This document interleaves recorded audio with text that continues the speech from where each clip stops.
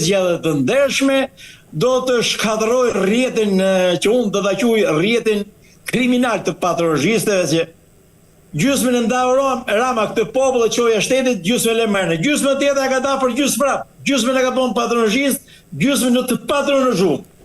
E ka sakatuar këtë popull, e ka bën copa. Ky është një shërbim kriminal që as Amikus na ka bë, që i ka bërë Rama kësaj shoqërie. E do t'japi llogari një ditë për këtë që ka bë. Patronazhistët është domi më i madh që ka Shqipëria. Duhen zhduk, nuk ka zgjedhje me patronazhist. 1000 herë më bën, 1000 herë i vjedhën dhe i merr pushteti. Nuk ka zgjedhje. Duke qenë se tashmë edhe protestat po zhvillohen në kushte të vështira për atmosferike, mos harrojmë se jemi tashmë në verë, dhe duke parë se qeveria nuk ka ndryshuar qëndrim, pavarësisht se është bërë një muaj e pak për atë ditë proteste, sa potencial ka që kjo lëvizje të vijojë edhe më gjatë dhe nga ana tjetër cilët janë faktorët që ndoshta mund të përcaktojnë të gjithë qëndrueshmërinë e kësaj proteste? Shiko, çdo gjë do të varet ke durimi dhe insistimi i protestuesve për ta çuar para të rrugë. Sepse unë thash, Rama si Karaber nuk është më Edi Rama që ishte përpara. Ju e pa dhe në samitin e Turqisë, Rama qëndronte ulur, gjithë politikanët vizitonin me njëri tjetrin, atij si afrohesh kush. I kara komplet ai imazh i falso që kishte ndërtuar. Sot bota perëndimore dhe vetë Amerika pa e kupton sa i lidhur është ky njeri me pushtetin e krimit, me pushtetin e oligarkëve. Ky u bë 13 vjet pushtet, s'ka bën një diskurs ekonomik as Parlamenti Evropian as Parlamenti Shqiptar. Ky si ka shpall luftë një klani kriminal në Shqipëri, që thushi nuk ka, nuk i thu dot, se e thot gjithë bota që ka. Rama s'ka një objektiv luftë një klan kriminal, përkundërzi i ka bazën e tij me të cilët vjedh vota. Rama ajo çdo ditë protesta i hek një sopat trungut modh që është Rama. Çdo ditë i hek një ashkël. Vetëm qëndrim, asgjë tjetër, rezistenca. Duke qenë zoti Dika se kryeministri Rama në të gjitha reagimet e tij të fundit ka bërë disa dallime pra mes qytetarëve që shprehin të gjitha shqetësimet reale në protestë, por edhe përfaqësuesve politik të opozitës, ndaj të cilëve ka përdorur një gjuhë të ashpër gjatë gjithë reagimeve të fundit. Si e interpretoni të gjithë të strategji komunikimi të kryeministrit shqiptar dhe mendoni se po synon tashmë ndoshta qeveria të ndaj protestën në disa segmente të ndryshme? Rama ky shvillim ka bërë strategjinë e tij ndaj protestës. Që ta eliminojë se eliminon dot. Dashje pa dashje, protesta është një faktor i madh politik sot në Shqipëri. Ma shumë më i madh sa vetë opozita. Atëherë, ta godasi nuk ka forcë. Ka forcë ta relativizoj. Edhe shmar gjithmonë duke i vendos bishta. Po të shikoni nëpër studio shërbëtorët e oborrit politik, të vetmi mision që kanë kërkojnë me i vu bishta. Mo nuk i takon të filonit, nuk i takon të filonit. Harrojnë thirrjen e fashme që bëni Mustafa Nano të mlidhen gjithë qelpsirët e Shqipërisë vetëm të rrëzojnë Berishën nga pushteti. Pra, morali i tyre që sot janë pushtet ishte ky. Edhe ne do të pranojmë edhe një njeri që pas ka marrë një job nga policia, një njeri që ka një gjë tjetër, ka ardhur protest. Ati nëse i hiqet e drejtë e protestë, i hiqet me vendim kyçi, jo me opinionin e qeverisë. Nuk ka drejt qeveria me dhënë opinione. Qeveria ka detyrë me dhënë llogari. Qeveria është aty për të dhënë llogari qytetarëve, jo për të dhënë opinione qytetarëve. Janë qytetarët që japin opinion për qeverinë. Duhet ta dinë gjithë këtë punë, qeveritarët dhe qytetarët. Zoti Dika, nga ana tjetër, ndërkohë regjia më ndihmon pak edhe me pamjet që janë pas meje. Si komentoni të gjitha këto pamje që kanë ndodhur në protestë, ku ka pasur sigurisht qytetarë të arrestuar, gjë që nuk ndryshonte asgjë nga ajo që ndodhi në Zvërnec pra nga policia private. Si komentoni dhe ndërkaq ka pasur edhe akuza se është ushtruar dhunë ndaj qytetarëve në komisariatin numër 3 të Tiranës?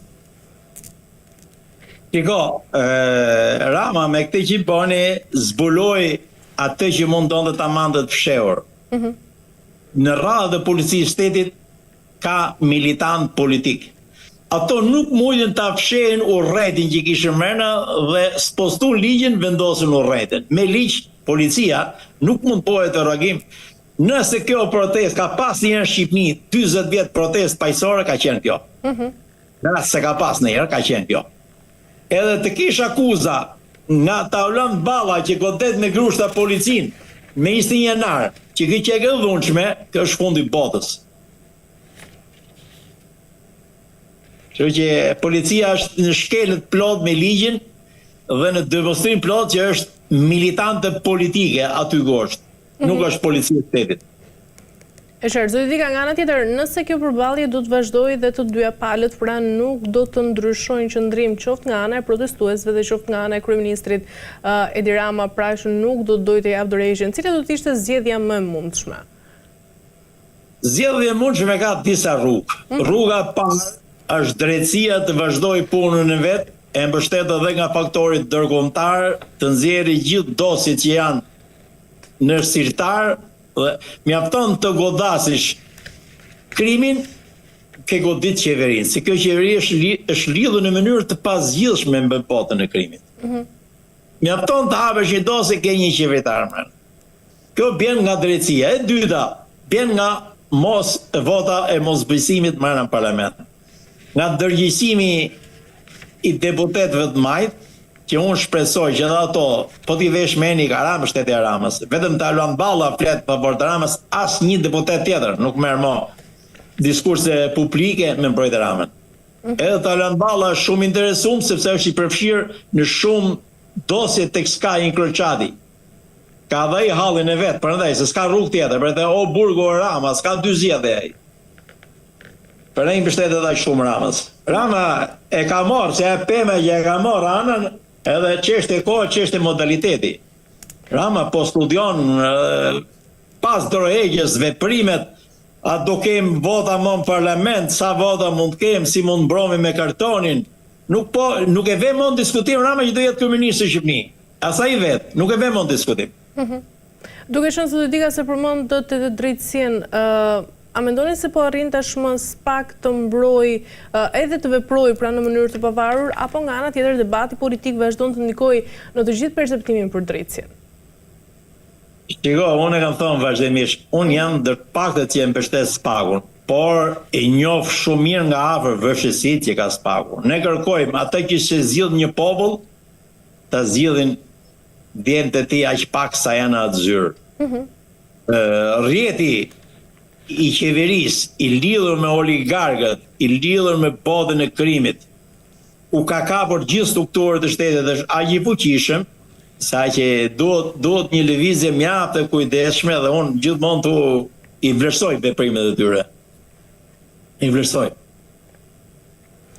Zoti Dika, nga ana tjetër e gjithë protesta ka marrë të gjitha, pra ka pasur zhvillime edhe tek mediat ndërkombëtare të cilat kanë analizuar protestën që po ndodh në vendin tonë, por nga ana tjetër kemi pasur reagimet publike të ambasadave në Tiranë të cilat kanë qenë disi të kufizuara. Si lexoni të gjithë heshtjet diplomatike, pra mendoni se është kjo një neutralitet apo nga ana tjetër është një pritje për të parë edhe të gjitha zhvillimet e fundit, pasi sigurisht kjo veprohet në mënyrë diplomatike? Unë uroj që edhe bota mediatike e Shqipërisë duhet kuptojë diçka, që qëndrimi individual i ambasadorëve në Shqipëri është ndryshe nga qëndrimi i shteteve që ato përfaqësojnë. Sepse shteti në vetvete, qeveria e vendeve të tyre, atje ku janë, kanë informacion nga shërbime inteligjente, kanë të dhëna që si kanë ambasadorët. Ambasadorët mjaftohen nga relacionet private që kanë në Tiranë, nga kortezia e pushtetarëve që herë shërben një darkë, herë gjë tjetër, edhe janë një çike më kortez në marrëdhënie me pushtetin, kurse qeveritë e tyre janë në pozicionin më kritik. Janë